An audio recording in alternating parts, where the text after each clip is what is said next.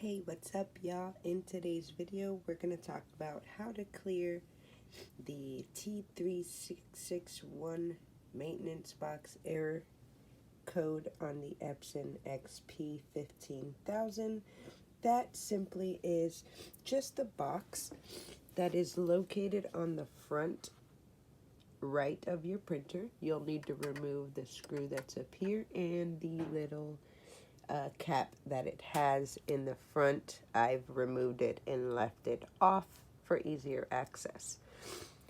In here is a little tank that houses all the ink whenever you're doing nozzle cleans and stuff like that.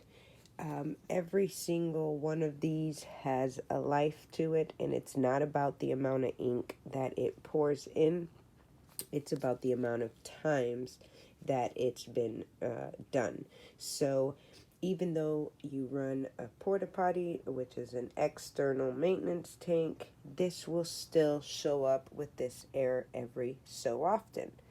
So then you will need a maintenance tank chip resetter so that you can reset the chip every single time you get this error. Now, don't get it confused that if you do not have the porta potty running out, be sure that you clean the inside of these because you'll have ink overflow and it will get all over the bottom of your printer. Real ugly stuff happened to me twice. So if you are not running an external tank, then you need to be cleaning the inside out because the ink is now going into this little box instead of whatever you put there. So once you have reset the chip, you will just take your chip resetter,